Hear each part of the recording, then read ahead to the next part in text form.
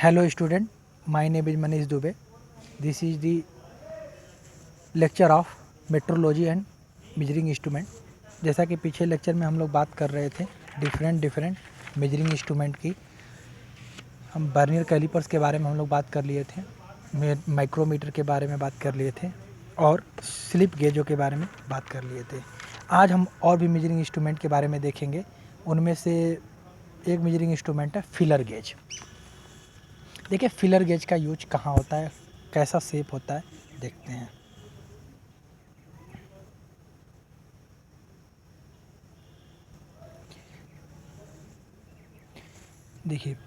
देखो जो filler gauge होता है ये किसी दो सतहों के बीच, ध्यान से सुनिएगा मेरी बात, किसी भी दो सतहों के बीच क्लियरेंस को मापने के लिए प्रयोग किया जाता है। अब ये क्या है, क्लियरेंस क्या है, क्या कुछ है। जैसे अगर मान लो ये तुम्हारे दो सतह हैं, इनके बीच में ये कितना गैप है, इन्हीं को मापने के लिए आप क्या करते हो, फिलर गेज का उपयोग करते हो। तो क्लियरेंस मैंने बताया था, क्लियरेंस क्या होता है, क्लियरेंस क्या होता है आपको बताया था मैंने। क्लियरेंस एक तरह से मैंने बताया था कि क्लियरेंस एक तरह से समझ लो, जब दो चीज़ों को मैट ज्वाइन करते हो, फिट करते हो, तो उनके बीच में जो गैप होता है वही क्लियरेंस होता है। जैसे आप पिस्टन सिलेंडर अरेंजमेंट पढ़े होंगे। जैसे ये पिस्टन सिलेंडर है, तो ये आपका सिलेंडर है, ये आपका पिस्टन है, तो इनके बीच में जो गैप है ना, इसी को कहते हैं क्लियरेंस। मतलब क्लियरेंस में छोटा सा गैप, समझ में आ गया। तो यही आपको मापने के लिए वहाँ पे फिलर गेज का यूज करते हैं। देखिए लिखा है feeler gauge is a tool use to measure gap width. Feeler gauge are mostly used in engineering to measure the clearance between two part. Clearance में छोटा सा गैप, समझ में आ गया। और क्लियरेंस का अगर मैथमेटिकली डेफिनेशन मैंने बताया था, अगर होल और शाफ्ट के रूप में, तो क्या बताया था मैंने क्लियरेंस का, जो क्लियरेंस क्या होता है, इसमें दो होते हैं, मैक्सिमम क्लियरेंस और मिनिमम क्लियरेंस। यही बताया था मैंने। मैक्सिमम क्लियरेंस क्या बताया था मैंने, lower limit of hole minus upper limit of shaft. Minimum clearance क्या बताया था मैंने, lower limit of hole minus और अपर लिमिट ऑफ शाफ्ट। ये मिनिमम क्लियरेंस हुआ। मैक्सिमम क्लियरेंस क्या बताया था मैंने, upper limit of hole minus lower limit of shaft. ये बताया था मैंने क्लियरेंस के बारे में। देखिए तो फिलर गेज का यूज मैंने बता दिया। अब देखिए ये क्या करते हैं, ये कंसिस्ट करते हैं number of small length of steel different thickness with measurement mark out each piece. इसका मतलब क्या, देखिए जो ये फिलर गेज होता है, ये ध्यान से इसका स्ट्रक्चर देखिए। अभी ये देखिए, जो ये स्टील के प्लेट, छोटे छोटे पतले पतले प्लेट होते हैं, यही ये स्टील के पतले पतले प्लेट होते हैं। इन पे क्या होता है, ये डायमेंशन लिखा होता है, देख रहे हो, ये डायमेंशन लिखा है। जैसे कौर की, जैसे आप लोग कोई पतले से स्टील का प्लेट, स्टील का पतली सी पट्टी लो, उसकी थिकनेस दी रहेगी ना कुछ, उसकी थिकनेस मान लो 0.1 mm है, या 0.9 mm है, या 0.2 mm है, 0.3 mm है।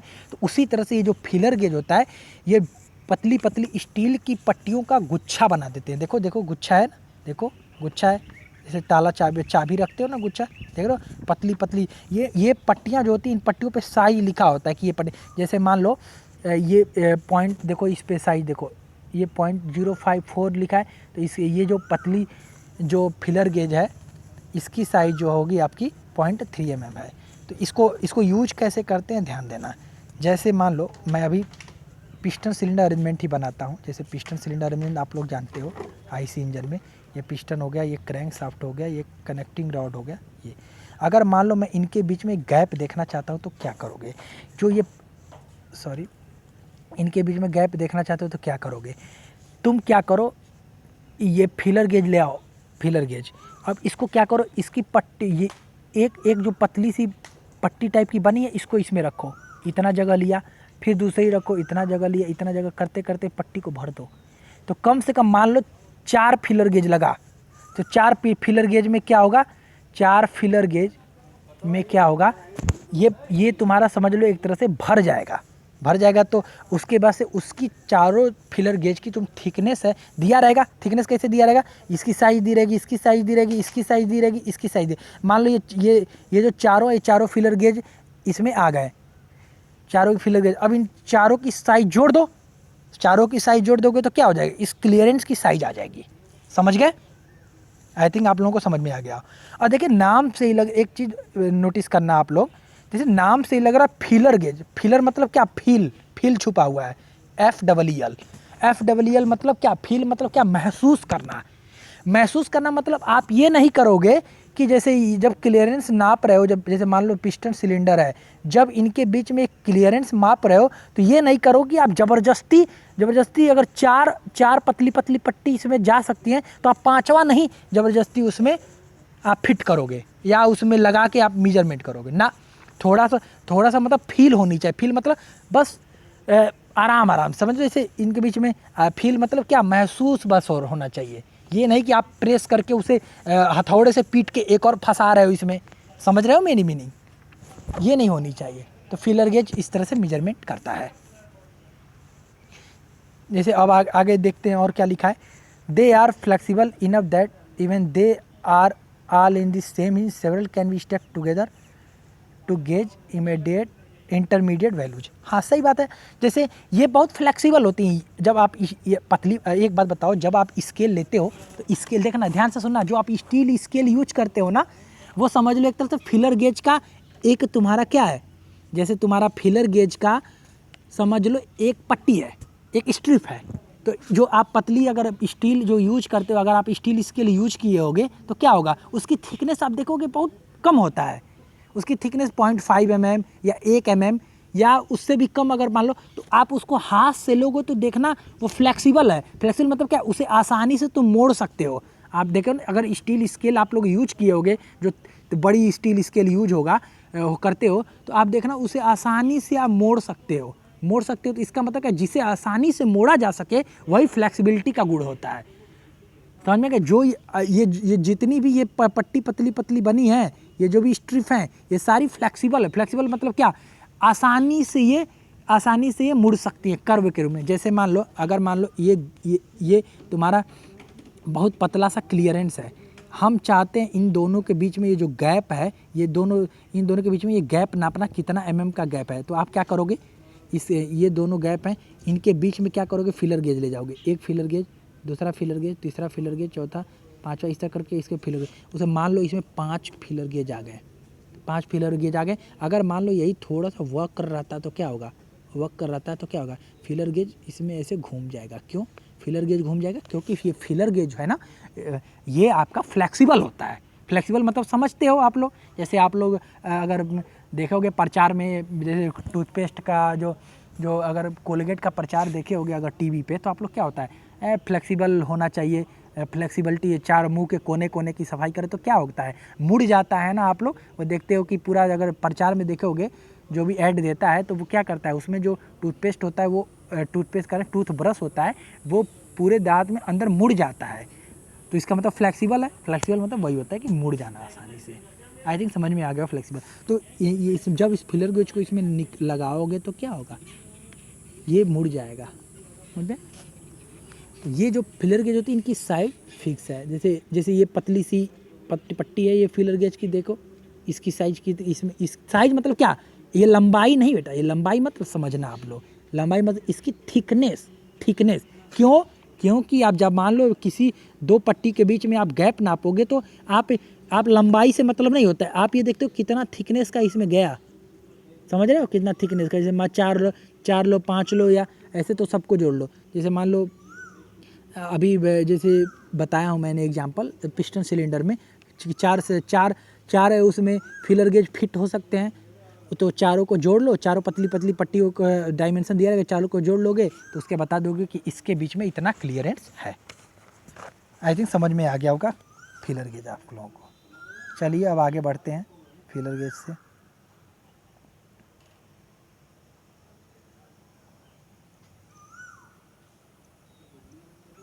देखिए एक और पॉइंट इसमें दे दिया है, the length of the steel are sometimes called leaves और ब्लेड्स। लीव्स मतलब क्या होता है, पत्ती। जैसे आप लोग पत्ती जानते हो, अरे जो ये पेड़ पे जैसे मान लो नीम की पत्ती हो गई आपकी, जैसे कोई भी पेड़ पौधे हुआ उनकी पत्ती पत्ती क्या होती है, बहुत पतली पतली होती है ना, जो पौधों की पत्तियां होती हैं वो बहुत पतली पतली होती हैं, इसलिए उसको नाम दिया गया है फीलर गेज से कंपेयर किया गया है। ये फीलर गेज भी बहुत पतला पतला होता है, 0.6 mm, 0.2 mm, 0.3 mm, 0.1 mm ये साइज का। तो इनकी जो पेड़ पौधों की पत्तियां होती हैं उनकी भी साइज बहुत जो साइज में थिकनेस की बात कर रहा हूँ, लेंथ की बात नहीं कर रहा हूँ मैं, थिकनेस की बात कर रहा हूँ। थिकनेस बहुत कम होता है, इसलिए पत्ती से कंपेयर किया गया है। समझ में आ गया। They have no although they have no sharp edge. पत्ती में क्या होता है, जैसे मान लो नीम की पत्ती लोगे तो नीम की पत्ती में शार्प एज होता है, लेकिन ये जो ब्लेड होता है इसमें शार्प एज नहीं होता है। क्यों? ब्लेड में कहाँ शार्प एज है, देख रहे हो, ये शार्प एज क्योंकि शार्प एज नहीं बनाया जाता है। देखो शार्प एज नहीं बनाएगा क्योंकि शार्प एज नुकीला बन जाएगा तो क्या होगा, इसे चुभ जाएगा या मतलब इसे एक्सीडेंट होने के चांसेस थोड़े से हो जाएंगे, इसलिए शार्प एज का नहीं बनाते हैं। समझ में आ गया, ये होता है फिलर गेज। अब आगे देखते हैं वायर गेज। देखिए वायर गेज क्या होता है। देखिए सब मेजरिंग इंस्ट्रूमेंट है, जैसे मैंने स्टील रूल्स बताया, माइक्रोमीटर बताया, वर्नियर कैलिपर्स बताया, आप लोगों को फिलर गेज अभी बताया, फिर स्लिप गेज बताया, सब मेजरिंग इंस्ट्रूमेंट है। आप बस थोड़ा थोड़ा देखते रहिए और उसके बारे में बस थोड़ा थोड़ा समझ लीजिए, और बाकी ऑब्जेक्टिव टाइप के क्वेश्चन मैं डिस्कस कर ही दूंगा बाद में।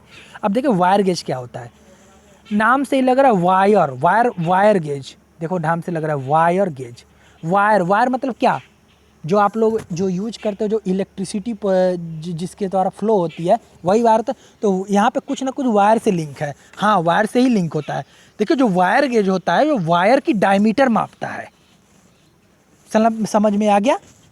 जो वायर गेज होता है किसी भी वायर की डायमीटर मापता है। जैसे वायर आप लोग जानते हो बहुत कम कम डायमीटर के होते हैं, तो कैसे मापता है वो देखते हैं। और क्या इसकी देखिए कैसे मापता है, किस तरह से डायग्राम होता है वायर गेज का, ये देखते हैं। देखिए wire gauge is A measurement of wire diameter. मैंने बताया कि जो भी वायर डायमीटर, जो पतली पतली वायर जो होती हैं कॉपर की, एल्युमिनियम की, इन सब की डायमीटर मापता है। क्योंकि ऑब्वियस सी बात है, तुम मेट्रोलॉजी पढ़ रहे हो, मेट्रोलॉजी एंड मेजरिंग इंस्ट्रूमेंट।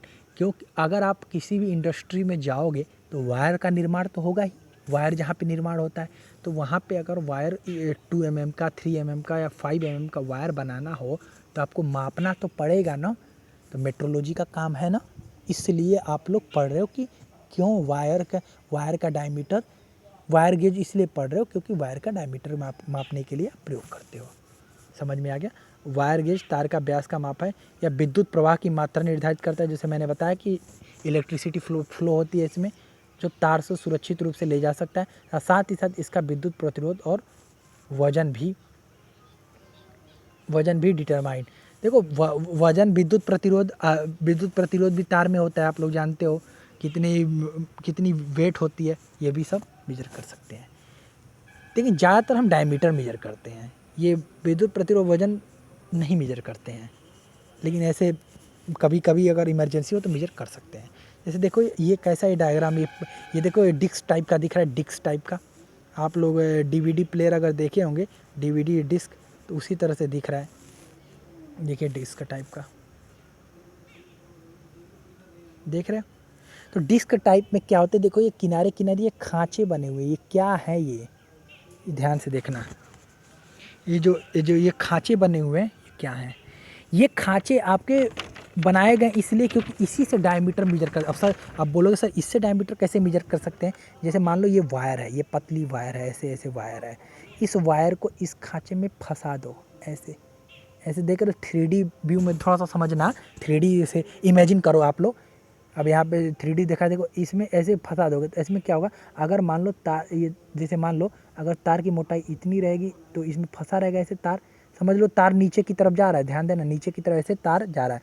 तो उसकी साइज देखो, साइज लिखिए तो आगे पॉइंट क्या लिखा है 156 और उसके बाद से फिर इसी में, एक मिनट रुक जाओ थोड़ा सा, इसे मैं मुझे और बड़ा करने दो। जैसे देखो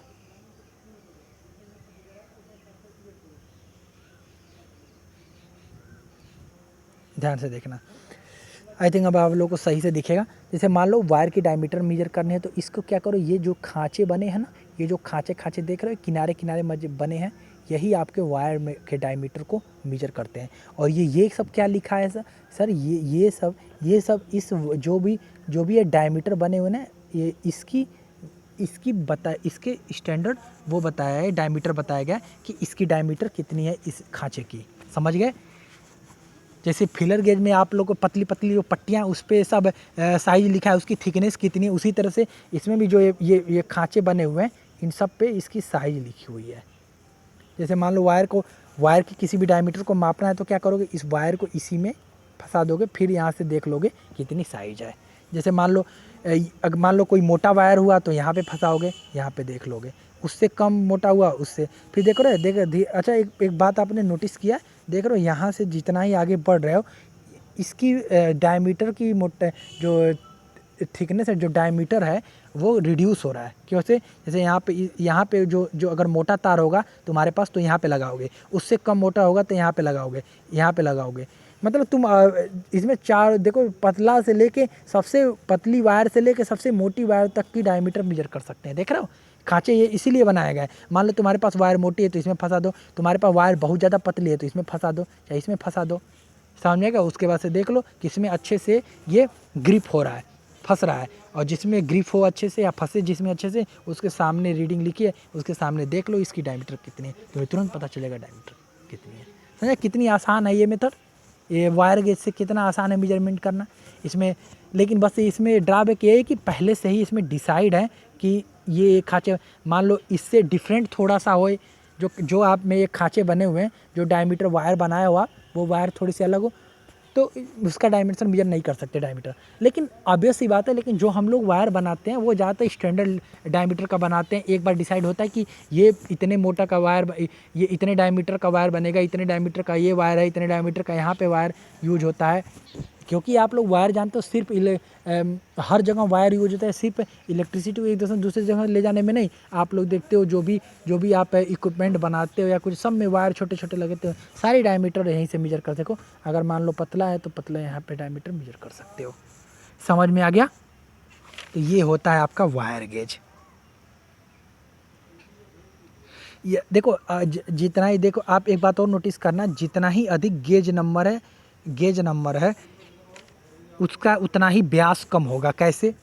देख रहे हो, सबसे ज़्यादा गेज नंबर देख रहे हो, इन सबसे में सबसे ज़्यादा गेज नंबर देखो 343, 124 और 0625। देख रहे हो, सबसे ज़्यादा गेज नंबर जिसके सामने वो देखो उसका डायमीटर सबसे कम होगा। जैसे मान लो अगर आप लोग यहाँ पे देखोगे कि सबसे तुम्हारी, जैसे अभी देखो इसमें तो अच्छे से नहीं दिखाया है। अभी एक और फिगर है,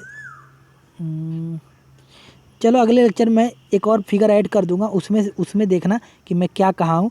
मैं ये कह रहा हूँ कि जिसकी जितनी अधिक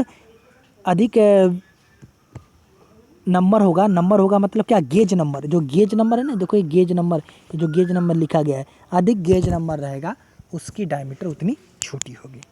समझ में आ गया? तो ये होता है आपका वायर गेज।